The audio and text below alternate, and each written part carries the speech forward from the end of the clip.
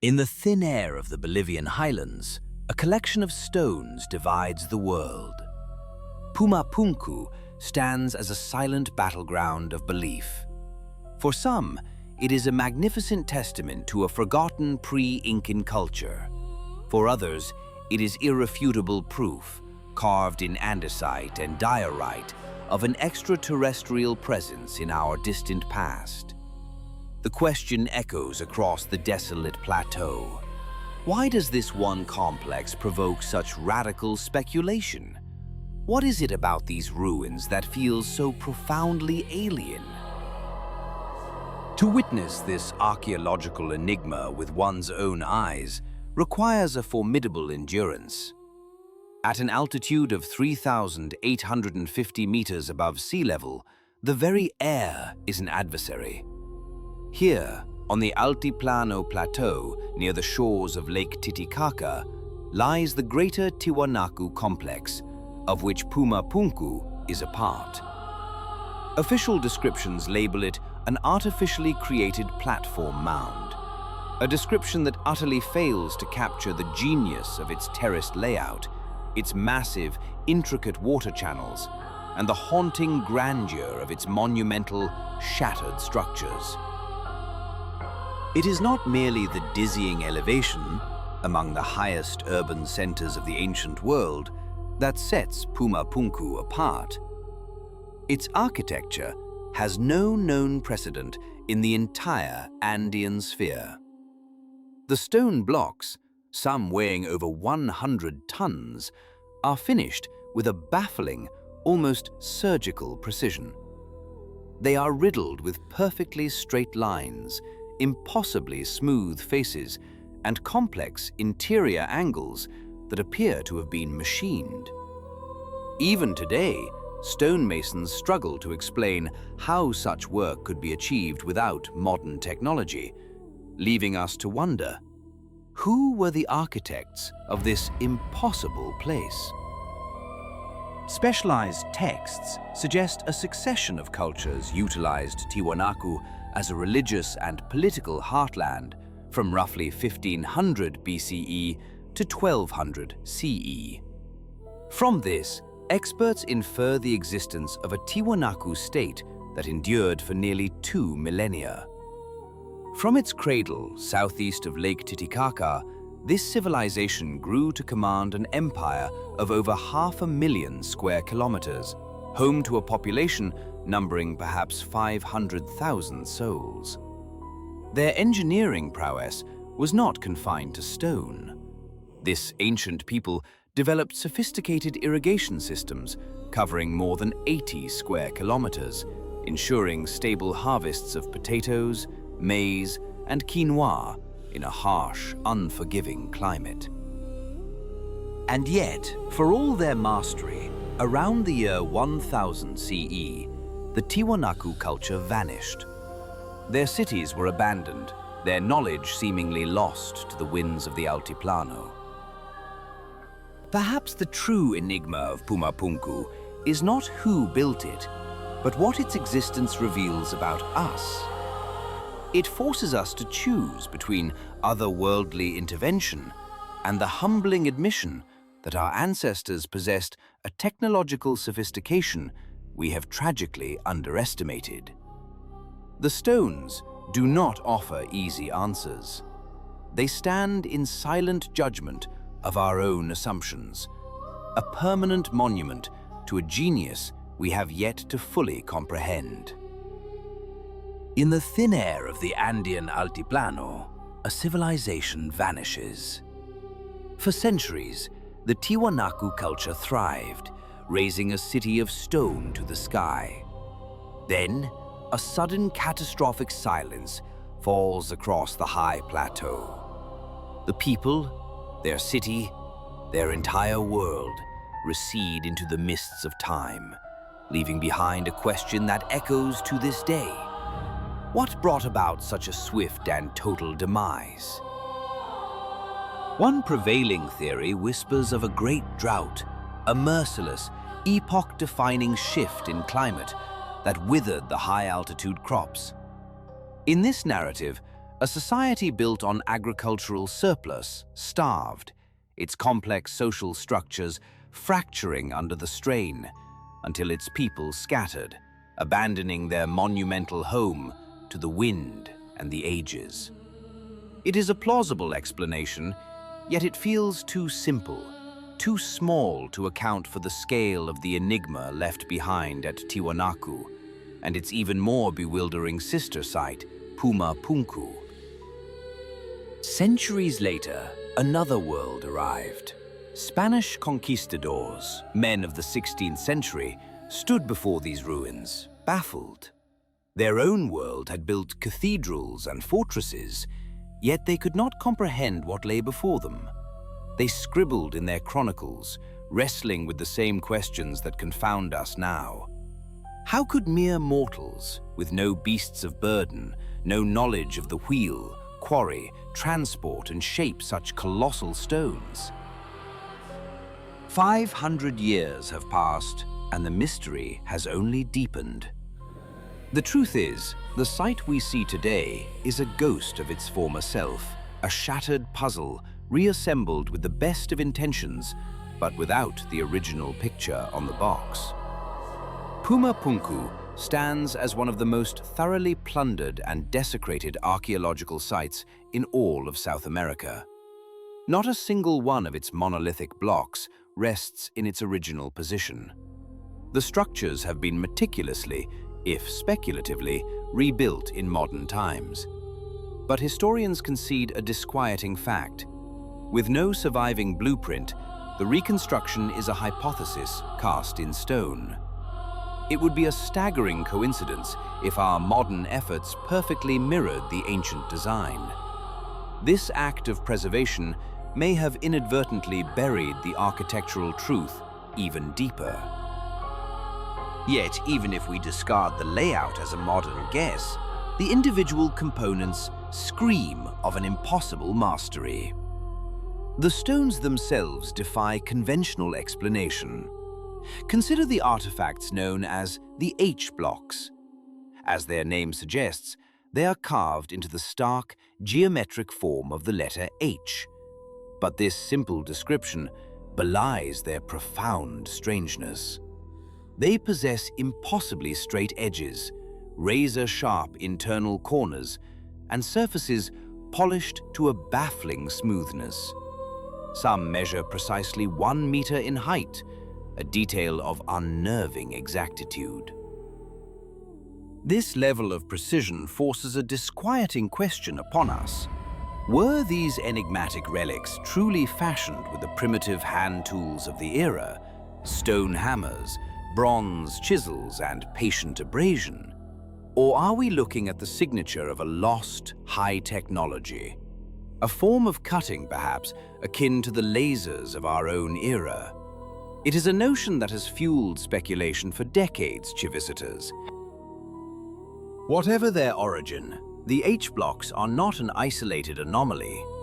Wherever one looks at Puma Punku, the stone bears witness to an extraordinary level of skill. There are blocks pierced with perfectly drilled holes, stones incised with the clean, geometric lines of Andean crosses, all executed with a consistency that seems to mock the supposed limitations of their creators. And then there is the sheer, overwhelming scale of the ambition. These were not artisans carving small trinkets. They were engineers wrestling with giants. Researchers at Puma Punku have documented a single monolith of red sandstone measuring over 7.8 meters in length. Its estimated weight is an incredible 130 tons. It is a mass equivalent to nearly 100 modern automobiles, hewn from a distant quarry and transported across a rugged, unforgiving landscape. The stones of Puma Punku do not offer easy answers. They are a testament to a forgotten potential, a mirror reflecting the limits of our own understanding. They challenge our neat timelines of technological progress, suggesting that perhaps the past was not as primitive, nor the present as advanced, as we believe. Here, on the roof of the world, a lost people left behind an eternal question, carved not into parchment, but into the very heart of the world. Analysis of the material reveals a startling truth. The very bedrock of this enigma was hewn from quarries located a staggering 10 kilometers away. The colossal andesite blocks, some weighing over 100 tons, were not sourced locally. They were transported across the harsh, high-altitude terrain of the Andean Altiplano in an age devoid of modern machinery. But how? How did a pre-industrial society without the wheel for transport, without iron tools, achieve such a monumental feat of logistics and engineering? Even today, experts can offer only theories, educated guesses shrouded in the mists of time. The prevailing hypothesis suggests a masterful combination of immense ramps, taut fiber ropes, and the raw, unyielding power of human muscle. A vision of thousands of laborers straining in the thin mountain air, slowly, painstakingly dragging these monoliths across the plains. Yet for some, this explanation, grounded in human toil, falls short. It seems too simple, too terrestrial, to account for the otherworldly precision of the site. This is where the narrative takes a sharp turn, leaving the realm of conventional archaeology for the fringes of speculation. The gaze of the curious falls upon the nearby Gate of the Sun at Tiwanaku, a monolithic portal carved with intricate iconography. There, a central figure stands, a staff in each hand, rays emanating from its head. Mainstream history identifies this as a reprise. But proponents of paleo-contact, the so-called ancient astronaut theorists, see something entirely different. The controversial author Erich von Däniken, a leading voice in this movement, was firm in his conviction. This was no god upon a pedestal. He argued it was a depiction of an extraterrestrial being, helmeted and floating within its celestial craft. The inscriptions adorning the structure's fronton were not religious texts, but technical schematics, further proof that this being had arrived on Earth aboard a flying vessel. Conservative historians dismiss such interpretations as utterly far-fetched, a modern fantasy projected onto the ancient past, lacking any serious archaeological foundation. Despite this academic consensus, the ideas of von Däniken and his successors persist. They argue that what is written in our history textbooks bears little resemblance to the historical reality. They point to a global pattern, a reason why so many disparate ancient cultures, from Mesopotamia to Mesoamerica, shared a foundational cult of sky gods. These were beings who descended from the heavens, bestowing upon humanity the gifts of civilization, agriculture, astronomy, and law. These gods, the theory contends, were aliens in the flesh. Our ancestors, unable to comprehend the futuristic technology of their visitors, the gleaming ships, the powerful tools, the advanced knowledge, simply cloaked it in the only language they had, the supernatural.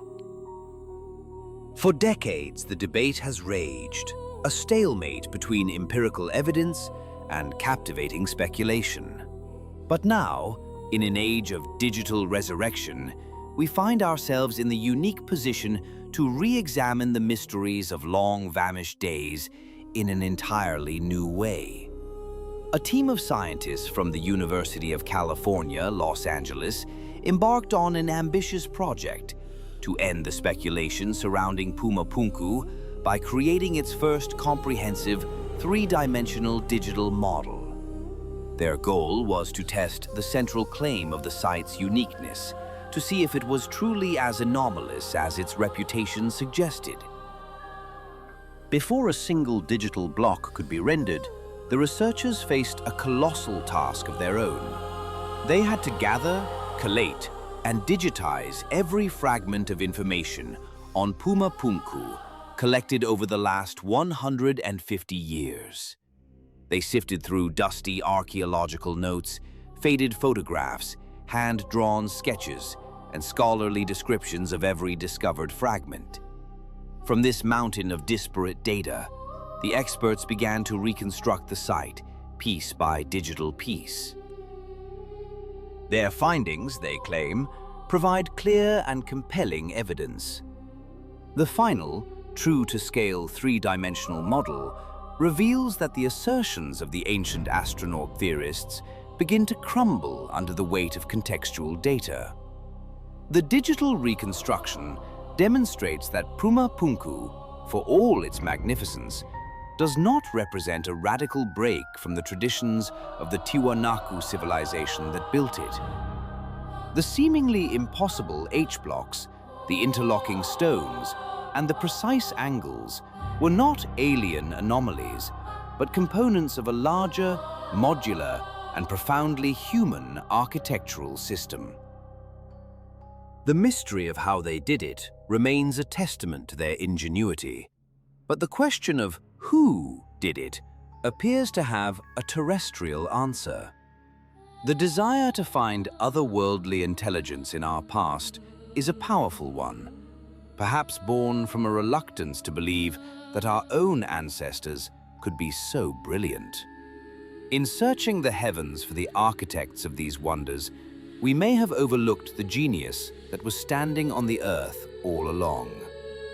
Perhaps the greatest marvel is not that gods descended from the stars, but that mortals, with their own two hands, could build structures that reached for them. Contrary to long-held assumptions, the architectural design of Puma Punku was not unique. Researchers have now demonstrated that its signature style can be found in at least 2 other nearby locations, deepening the enigma. But how could Lism in the distant past, its stones scattered and its purpose lost? For centuries, it has remained a silent, indecipherable ruin, with no other known examples in the entire Andean region to serve as a guide. The breakthrough came not from a lost map, but from something far more innate: expert intuition. After specialists meticulously fabricated 150 replicas of the site's individual components, the stones themselves began to reveal their secrets. Their precise size, their intricate shapes, and their calculated thickness almost organically dictated how they must fit together. Here, in the high plains of the dimensional puzzle, took shape, finally revealing Puma Punku in its intended, breathtaking form. Whether this methodical reconstruction will ever lay to rest the more exotic theories of ancient visitors is an entirely different question. The true marvel, perhaps, is not that such a structure was built, but that we are finally learning to read the silent, geometric language of its creators, a language that speaks of a human ingenuity more profound than any myth.